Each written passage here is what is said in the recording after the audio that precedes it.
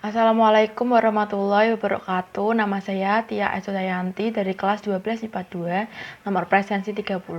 Pada kesempatan kali ini, saya akan menjelaskan tentang struktur DNA dan RNA serta fungsinya.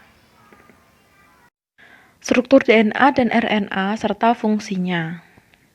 Yang pertama yaitu DNA. DNA adalah polimer yang tersusun oleh monomer nukleotida. Nah, monomer nukleotida ini tersusun atas gugus fosfat, gula pentosa, dan basa nitrogen. Struktur nukleotida DNA. Yang pertama yaitu gugus fosfat. Gugus fosfat terikat pada gula pentosa pada atom C nomor 5. Gugus fosfat akan berikatan dengan dua gula pentosa membentuk ikatan fosfodiester. Yang kedua yaitu gula pentosa. Pada DNA ini disebut juga gula deoksiribosa. Pada struktur gula pentosa, kekurangan satu atom pada O2 pada C nomor 2. Yang ketiga yaitu basa nitrogen. Basa nitrogen terdiri dari yang pertama golongan purin, yaitu memiliki cincin ganda berupa adenin atau A dan guanin atau G.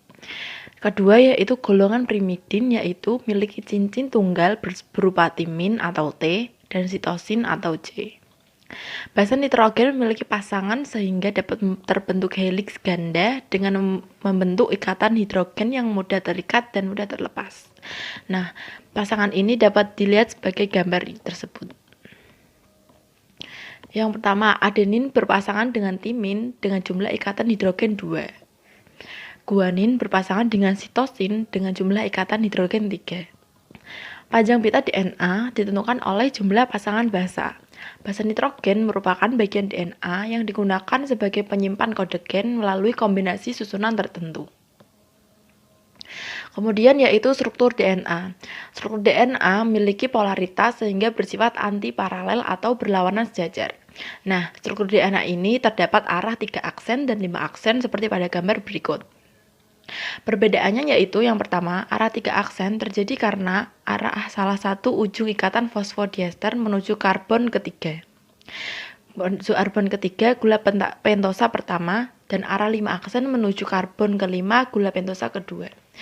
Perbedaan kedua yaitu arah 3 aksen berakhir pada gugus hidroksil pada atom karbon ketiga dan arah 5 aksen berakhir pada gugus fosfat. Nah, selanjutnya yaitu fungsi DNA. Yang pertama yaitu penyimpan informasi genetik. Yang kedua, mengontrol reaksi metabolisme yang terjadi dalam sel melalui RNA. Yang ketiga, mengontrol sintesis protein untuk membentuk enzim dan reaksi biokimia lainnya. Kemudian yaitu ada RNA. RNA merupakan asam nukleat rantai tunggal yang melakukan instruksi dari DNA.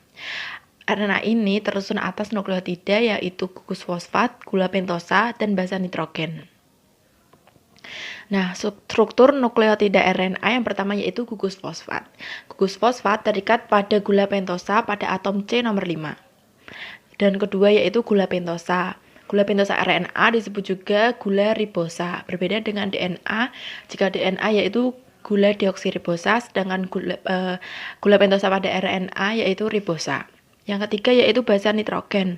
Basa nitrogen pada RNA terdiri atas purin, guanin, golongan purin yaitu guanin dan adenin, sedangkan golongan pirimidin yaitu urasil dan histosil.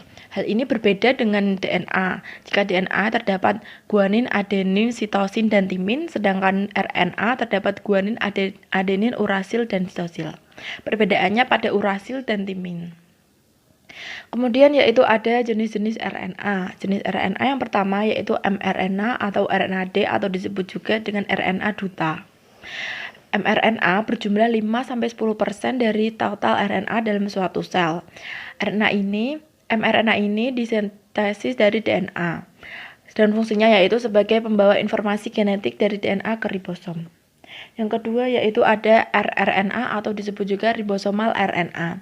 Memiliki total 80% dari RNA dan fungsinya yaitu penyusun ribosom bersama protein. Yang ketiga yaitu tRNA atau disebut juga RNA transfer. Fungsinya yaitu membawa asam amino menuju protein. Kemudian fungsi RNA. Yang pertama yaitu membantu DNA dengan melakukan instruksi dari DNA. Yang kedua, pembawa pesan dari DNA ke ribosom. Dan yang ketiga, membantu ribosom untuk memilih asam amino yang pas dalam pembentukan protein. Terima kasih atas perhatiannya. Apabila ada kesalahan kata maupun ucapan, saya mengucapkan mohon maaf sebesar-besarnya. Wassalamualaikum warahmatullahi wabarakatuh.